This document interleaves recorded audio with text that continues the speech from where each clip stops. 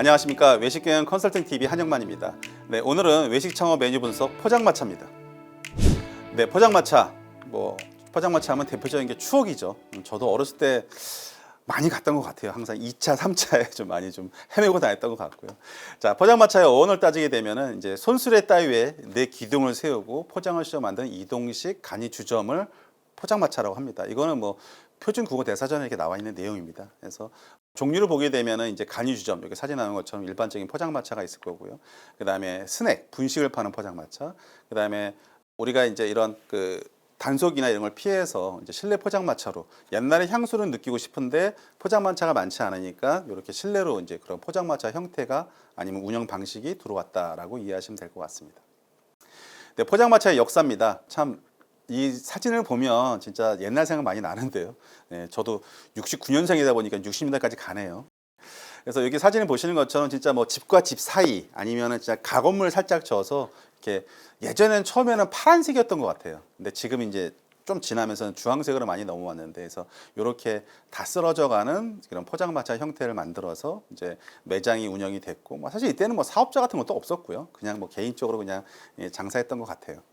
그래서 보통 노동자들이 퇴근 후에 한잔하는 그런, 그래서 기억하시는지 모르겠는데 제 연배들은 기억하시겠지만 잔술이 있었어요. 소주를 맥주컵에다가 한 잔씩, 소주가 딱 2잔 나오거든요. 그래서 그렇게 마시는 경우도 있었고, 그 다음에 대표적인 이제 안주류는 이제 참새구이가 있었죠. 이 당시에는 참새를 그냥 잡아서 이렇게 벗겨가지고 그냥 구워 먹기도 했어요. 근데 지금은 이제 불법이죠. 그래서 1년에 한 번 우리 추수가 이제 즈음해서 쌀을 너무 많이 먹어가지고 그때 좀 참새를 한꺼번에 몰아서 잡는데요. 그러다 보니까는 1년 중에 한 번에 잡고 그걸 냉동을 시키다 보니까는 사실 선도라든가 좀 맛에 좀 차이가 있다 보니까 지금은 참새구이를 많이 선호하지 않는데요. 그걸 대체된 게 이제 메추리 구이죠. 그렇게 이해하시면 될 것 같습니다. 그다음에 70년대 넘어오면서 이제 이런 길거리 포장마차가 이제 아예 전문적으로 많이 생겨나기 시작해서 지역별로도 많이 생겨났죠. 근데 안타깝게도 이제 80년대에 들어서면서 이제 올림픽 전후, 1988년도 올림픽 전후로 해서 이제 해외에서 이제 관광객들이 오거나 이렇게 해외에서 많이 매스컴에서 카메라를 비춰지게 되면 아무래도 좀 비위생적이고 좀 뭔가 좀 정리가 안 된 모습이다 보니까 단속을 엄청 심하게 했습니다. 그러다 보니까 이때 이제 사실은 이제 포장마차의 전성기가 끝났다라고 보는 거고요. 1990년대 IMF를 겪으면서 다시 이런 포장마차의 문화들이 조금씩 다시 생겨나기 시작을 했죠. 그리고 최근에서는 이런 포장마차의 문화를 느끼고 싶고, 저도 마찬가지거든요. 그런 포장마차의 어떤 향수, 추억을 다시 한번 기억을 하고 싶은데 그런 데는 없고 하다 보니까 이제 건물 안으로 들어오죠. 그래서 임대의 매장에 어떤 상가 건물 안에 옛날에 이런 사진에 보시는 것처럼 컨셉으로 포장마차, 실내 포장마차가 만들어지기 시작을 하죠. 방금 말씀드린 것처럼 이제 그런 노점상들이 점점점 이제 단속이 심하다 보니까 없어졌고요. 다만 중요한 거는 이렇게 서울시에서도 어떤 지역별로 그렇게 아직까지도 그런 상권들이 남아 있습니다. 그런 포장마차들이 지역적으로 남아 있는데요. 창동 가도 창동역 주변에 남아 있기도 하고, 또 종로 3가 가면 대로변에 이제 한 5시 되면 쭉 포장마차 들어옵니다. 차들이 막 들어와서 만들어지고 있고요. 을지로 같은 경우는 잘 아시겠지만은 골목 전체가 다 막 노가리에다가 막 생맥주 마시고 있고. 근데 너무 인간적이 좋은 것 같아요. 이런 건 좀 안 없었으면 좋겠어요.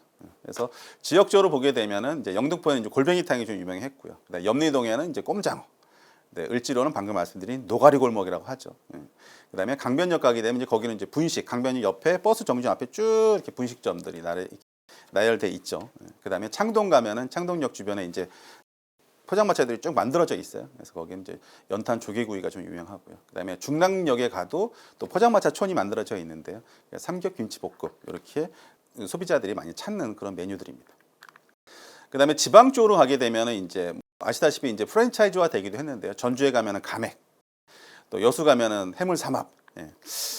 해물삼합. 저도 한 2번 가본 것 같은데 좀 아쉬워요. 다 똑같은 메뉴에 있는 거고. 제일 아쉬운 건 맛이 없어요. 그래서 이런 것들은 누가 좀 메뉴 개발을 해줬으면 좋겠는데, 아니면 저한테 전화 주시면 좀 해드릴게요.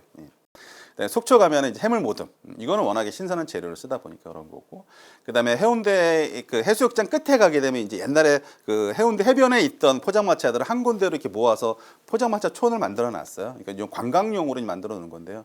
거기 가면 랍스타가 유명합니다. 너무 비싸죠. 포장마차에서 20만 원씩 합니다.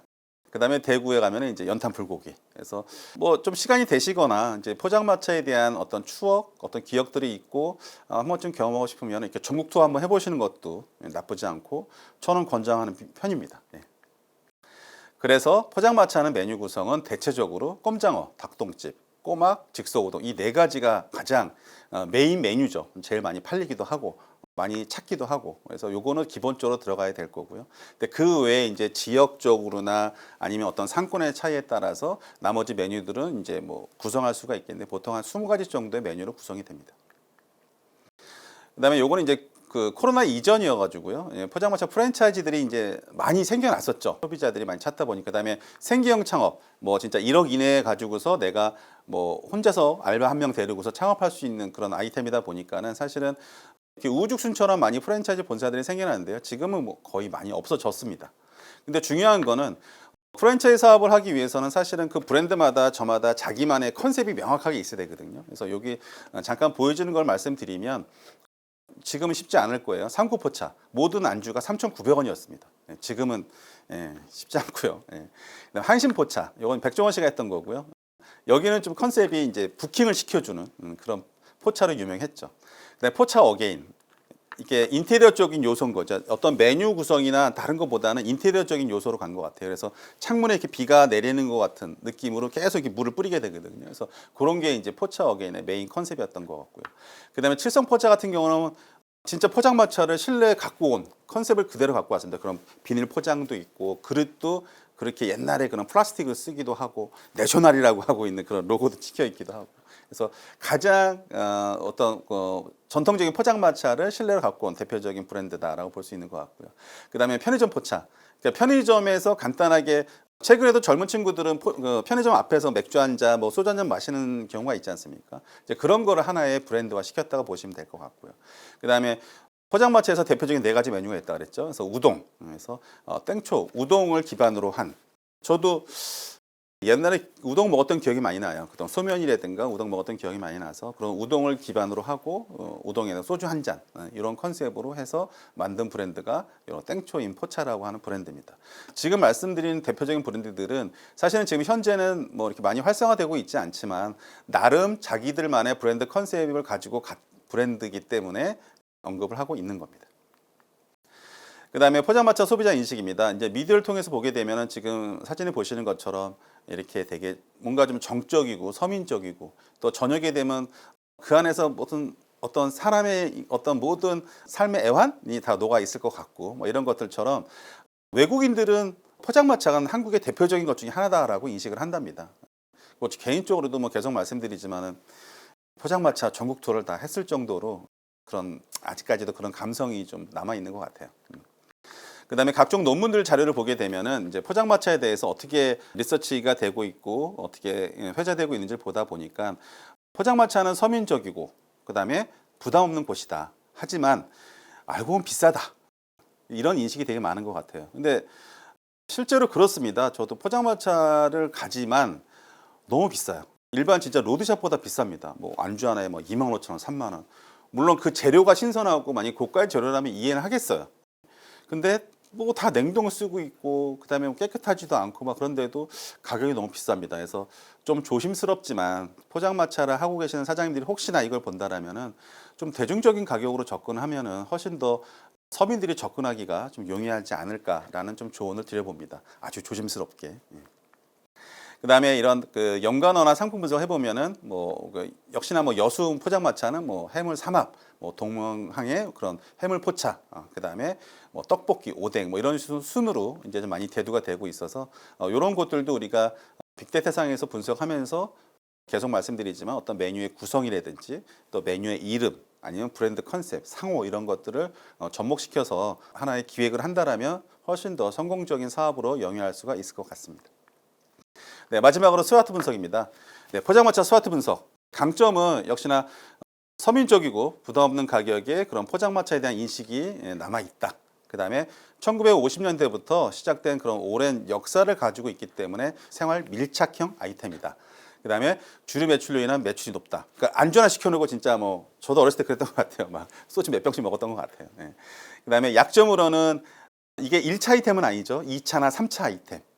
보통 우리가 저희 연령대 40, 50대 연령대 와 있는 친구들은 보통 1차는 고깃집, 2차 뭐 호프집, 뭐 3차는 노래방 아니면은 뭐 이런 육회집이라든지 아니면 포장마차 형태를 많이 찾아가죠. 그래서 1차 아이템이 아니라 2차 아이템이기 때문에 좀 약점인 것 같고요. 그다음에 목적성이 낮다. 그러니까 내가 포장마차를 가기 위해서 하는 게 아니라 지나치다가 한 잔 더 할래? 라는 의미라는 거죠. 그다음에 다양한 메뉴 수가 많다 보니까 물론 사장님이 어떤 기술적으로 지원이 되면 좋겠지만은 메뉴가 너무 많다 보니까 사실 식재료 관리가 용이하지 않고 또 특히나 지금처럼 막 더워지는 시기에는 변질의 우려도 많이 있기 때문에 좀 조심스러운 부분이기도 합니다. 하지만 기회 요인은 또 있습니다. 그래서 경기 불황으로 아무래도 서민들한테는 좀 선호되는 아이템이긴 하지만 좀 전에 말씀드린 것처럼 가격대를 조금 조정이 됐으면 좋겠다라는 생각이 드는 거고요.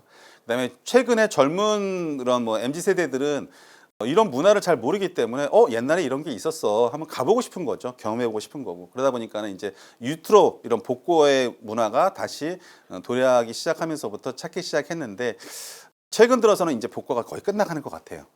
그래서 한동안은 뭐 진짜 뭐 자개장으로 뭐 하고 막 그러는데 사실은 그 유행 아이템이기 때문에 혹시라도 지금 그런 복고 아이템을 생각하시는 분이 계신다라면 저는 한 번 더 고민해 보셨으면 좋겠다라는 조언을 드리고 싶습니다. 마지막으로 유업 요인입니다. 그래서 점점점 이렇게 워라밸, 뭐 소비자들이 생각들이 많이 달라지고 그다음에 코로나를 겪으면서 저도 그렇고 모든 남자들이 착해졌어요. 그래서 술 먹는 횟수도 줄었고 그다음에 양도 줄었습니다. 그러다 보니까 알코올 도수도 계속 낮아지고 있죠. 그다음에 최근에 들어서 위스키 소비량이 늘었다. 그러면은 독주를 많이 먹느냐? 그게 아닌 겁니다. 하이볼 이렇게 타서 먹는 문화가 많이 확장되고 있는 거죠. 그런 것들을 우리가 잘 생각하고 트렌드를 잘 지켜보셔야 합니다. 그다음에 포장마차는 또 진입 장벽이 낮기 때문에 좀 경쟁이 좀 치열한 아이템이다. 이렇게 스와트 분석을 할 수가 있습니다. 네, 오늘은 포장마차에 대해서 알아봤습니다. 포장마차 너무나도 지금 당장에도 가고 싶은 곳이기도 하죠. 근데 우리가 포장마차를 만약에 생각하고 계신 분이 계시다라면은 이제는 로드샵에서 우리가 그냥 불법으로 하기는 어렵고 이제 실내 포장마차 형태를 취하는 게 맞다.